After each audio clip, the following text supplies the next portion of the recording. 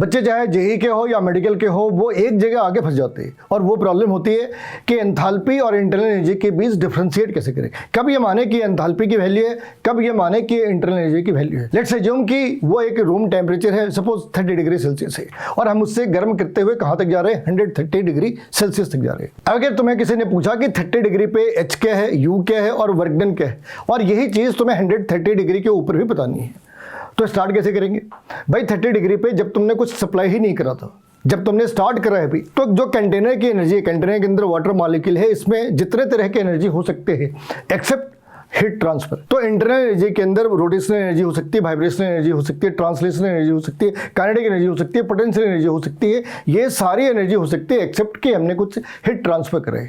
ठीक है, तो जो डेल्टा एच है, वो जो एच है वो स्टार्ट में जब हमने 30 डिग्री पे गर्म करा तो जीरो है, क्योंकि अभी हमने गर्म करना स्टार्ट ही करा है। तो जो भी एनर्जी है वो सारी की सारी इंटरनल एनर्जी है।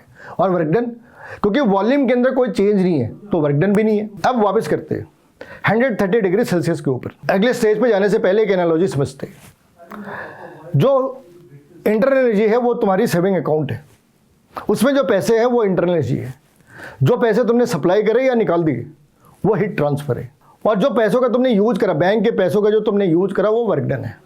अब एक केस समझ लो, तुमने अकाउंट में 100 रुपए डाले, है ना, तो तुम्हारी इंटरनल एनर्जी 100 रुपए से बढ़ गई। इससे ये कहीं प्रूव नहीं होता कि तुम्हारे अकाउंट में बैलेंस कितना है, तो हम इंटरनल एनर्जी नहीं लिखते, क्या लिखते, डेल यू लिखते हैं। तो पहले जितने भी पैसे थे अब 100 रुपए तुम्हारे बढ़ गए, है ना। तो ये क्या है, तब जब कोई भी वर्क डन नहीं है, मतलब तुमने कोई पैसे निकाले ही नहीं।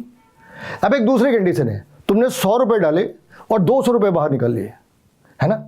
अब इस केस में भी ये प्रूव नहीं होता कि अकाउंट में पैसे कितने बच गए, इससे ये प्रूव होता है कि अब तुम्हारी जो वैल्यू है वो 100 रुपए से कम हो गई। तुमने 100 रुपए डाले, 200 रुपए निकाल लिए, अब तुम्हारी सेविंग अकाउंट में 100 रुपए कम हो गए। तो यहाँ पे तुम्हें ये डिफरेंस समझ आएगा कि तुमने कभी भी यू नहीं देखा, तुमने हमेशा डेल्टा यू देखा, क्योंकि एक रूल है कि इंटरनल एनर्जी को एब्सोल्यूट वे में हम कभी कैलकुलेट कर ही नहीं सकते। हम हमेशा change in the internal energy को फाइंड आउट कर सकते हैं। इस पूरे प्रोसेस में हमने 100 किलो जूल एनर्जी ट्रांसफर कर दी। अब क्या हो, अब 130 डिग्री पे ध्यान रखना, यहाँ पे एक मिड पॉइंट बना सकते हैं 100 डिग्री सेल्सियस, और फिर एक पॉइंट बना सकते हैं 130 डिग्री सेल्सियस। 100 डिग्री पे क्या हो रखा है, अभी वेपर बनने शुरू हुए, अभी भी कोई वर्क डन नहीं है। So what is happening, energy has been provided to the water and this is getting boiled and at the same time transformation, phase transformation has taken place, phase has been transformed from liquid to gas।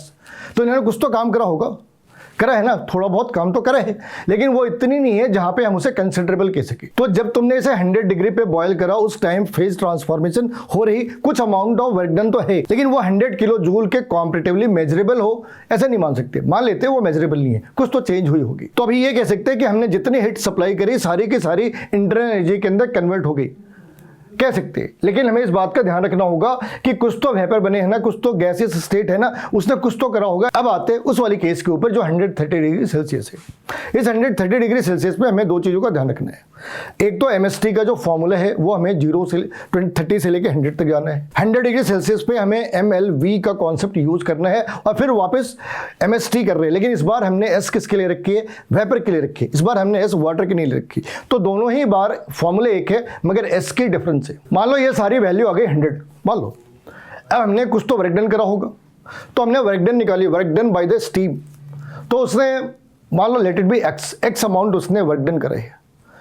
तो यहाँ पे जो delta H की value है वो तो हो गई 100, लेकिन जो डेल्टा यू है उसमें हमने क्या करना है, वर्क डन को सब्सट्रैक्ट करनी है। तो 100 माइनस वर्क डन है, 100 माइनस वर्क डन। अब एक दूसरी सेटअप है, इस वाली सेटअप में सारी चीजें पहले जैसी ही है, सारी कंडीशन पहले जैसी है, मगर अब इस बार लिड के ऊपर हमने एक वेट रखा है, इतना वेट जो गैस उसे ऊपर की तरफ नहीं ले जा सकती, उसे पुश नहीं कर सकती, पिस्टन को ऊपर की तरफ पुश नहीं कर सकती। अब क्या करें, अब इस वाली केस में क्यू तो अब भी वही है, MST plus MLV plus MST, दोनों ही S अलग अलग है, लेकिन वर्क डन नहीं है।